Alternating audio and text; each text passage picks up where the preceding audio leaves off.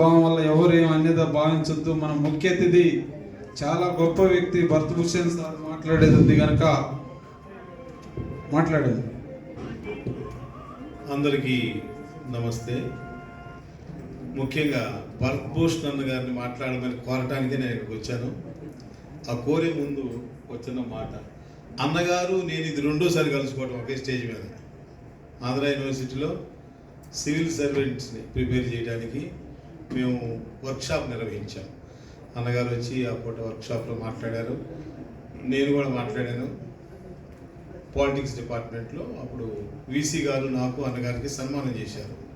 అన్నగారిని చూడగానే చాలా సంతోషం వేసింది. అన్న, నా పేరు మీకు గుర్తుండకపోవచ్చు, ఎందుకంటే నేను ఐఏఎస్ కాదు, సివిల్ సర్వెంట్ కాదు. నా పేరు ప్రశాంత్ కుమార్ అన్న, డాక్టర్ ప్రశాంత్ కుమార్. నేను సేవ చేసుకుంటా ఉంటా, దైవ సేవ. అన్నం చూడటం నాకు చాలా సంతోషం. అట్లనే దయానందం చూడటం, దయానందం చూసినప్పుడు నాకు కడుపు నిండుతూ ఉంటుంది, ఎందుకో తెలియదు. తర్వాత మన కిరణ్ కుమార్ అన్న ఉన్నాడు ఇక్కడ. ఈయన పెద్ద యోధుడు. రాజులు రాజ్యాలు లేవు, కానీ నిజంగా ఉండుంటే మాత్రం 10-15 రాజ్యాలను జయించి ఆయన ఆక్రమించుకుని ఉండేవాడు.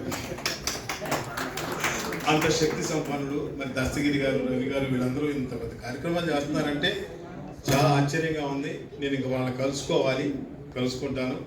ఈ 2-3 మాటలతో మీ అందరికీ ఇంత బాగా కూర్చున్నందుకు, ఇంత పెద్దవారు ఇక్కడ ఉన్నందుకు, మీరు కూర్చొని మరి మీ సమయాన్ని వెచ్చించారు. ఎందుకంటే ఈ రోజులు మంచివి కాదు, సమయాలు రకరకాలుగా పోతుంది.